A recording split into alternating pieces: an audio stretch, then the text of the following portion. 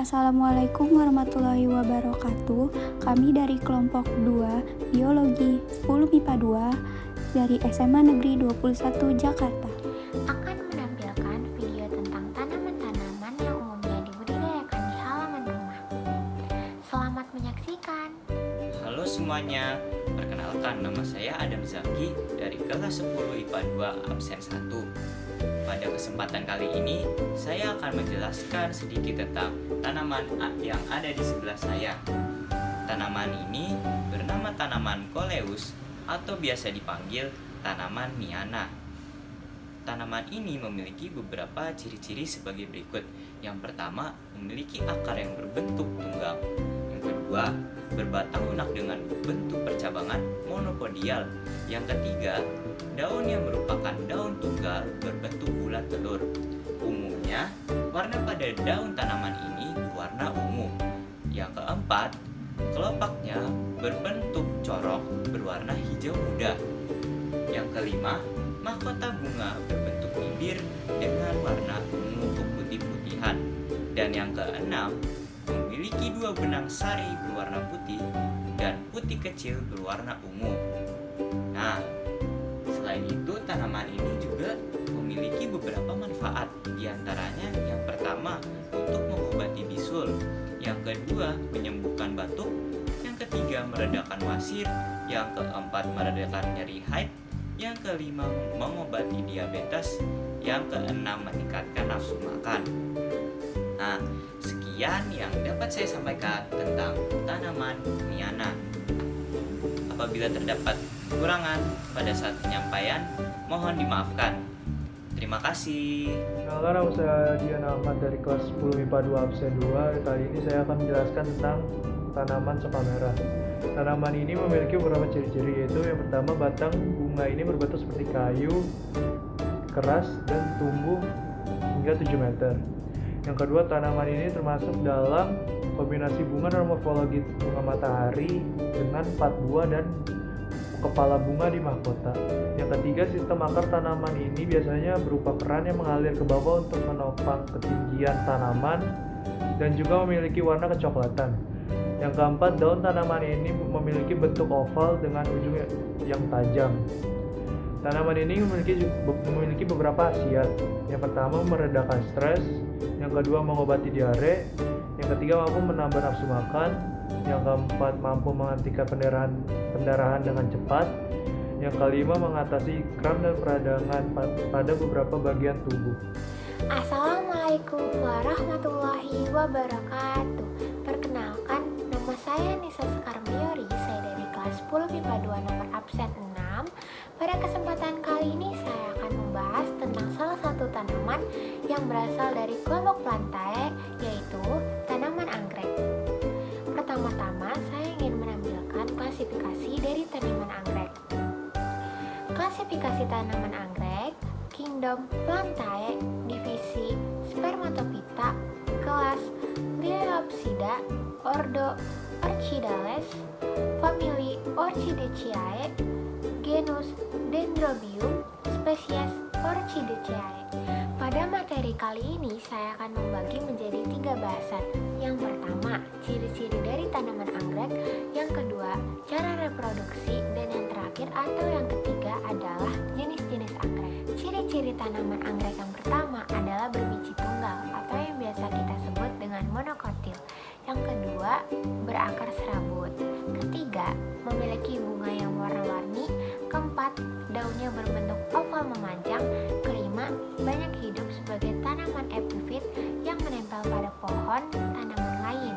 Dan yang terakhir atau yang keenam adalah membentuk simbiosis komensalisme dengan tanaman inangnya. Cara reproduksi anggrek, pasti banyak dari kalian yang belum tahu kalau misalnya anggrek memiliki 2 cara reproduksi. Yang pertama dengan generatif atau yang biasa kita sebut dengan reproduksi secara seksual, dan yang kedua adalah secara vegetatif atau reproduksi aseksual. Nah, kalian pasti udah tahu dong kalau misalnya anggrek mempunyai 2 cara untuk melakukan reproduksi, yaitu yang pertama reproduksi generatif dan yang kedua reproduksi vegetatif. Nah, sekarang saya akan membahas tentang kelebihan dan reproduksi vegetatif pada tanaman anggrek.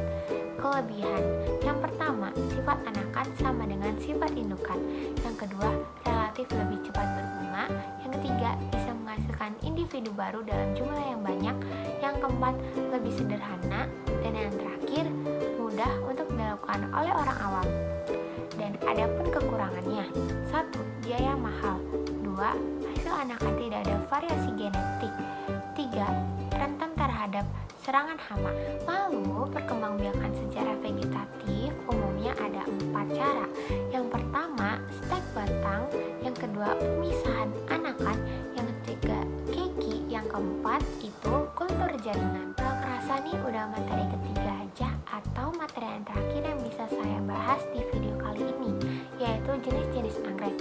Sebenarnya banyak banget loh jenis-jenis anggrek di Indonesia, namun pada kesempatan kali ini saya akan membahas 3 jenis anggrek saja. Yang pertama adalah anggrek bulan dengan nama ilmiah Paralaeonopsis serpentilingua.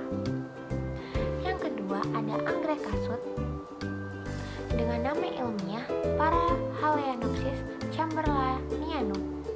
Yang ketiga ada anggrek sendok dengan nama ilmiah Spatoglotis zurea. Sekian dari saya, kurang lebihnya mohon maaf. Wassalamualaikum warahmatullahi wabarakatuh.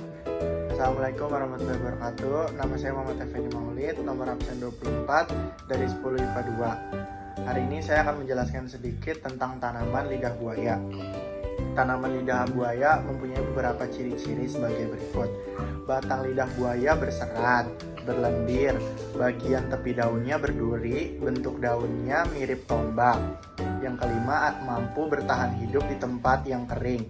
6. Daunnya tebal, ada bercak di daunnya, berakar serabut, bau getah atau lapisan lilin atau lendirnya kurang sedap atau bau langu. Berikutnya saya akan menyebutkan manfaat-manfaat dari lidah buaya. Mencegah tanda penuaan, menyembuhkan luka, efektif melembabkan kulit, mengurangi stretch mark atau garis-garis hitam di bagian tertentu, mengurangi ketombe, dan mengurangi peradangan. Sekian yang dapat saya sampaikan, mohon maaf apabila ada kekurangan. Assalamualaikum warahmatullahi wabarakatuh. Nama saya Revalina Fitra Ramadhani, absen 33. Hari ini saya akan menjelaskan tanaman hias yang bernama anting putri atau dengan nama ilmiahnya Uratia legiosa. Memiliki ciri-ciri yaitu yang pertama berbentuk semak atau pohon kecil, yang kedua berbatang kayu, yang ketiga memiliki cabang yang panjang dan ramping, yang keempat tanaman ini tidak dapat dirusak oleh serangga ataupun penyakit serius, yang kelima daunnya lonjong dan runcing, yang keenam saat masih muda akan berwarna hijau kekuningan, jika sudah tua akan berwarna hijau matang.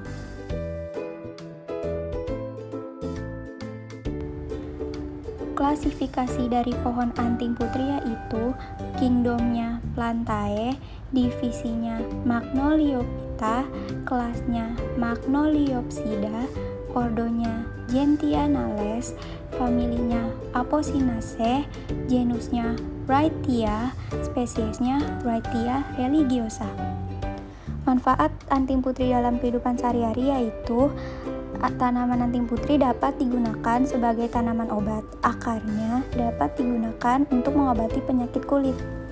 Cara reproduksi tanaman anting putri yaitu dengan vegetatif buatan, yaitu dengan stek akar atau stek pucuk. Habitat asli pohon anting putri adalah Cina, Indonesia, Malaysia, dan Filipina.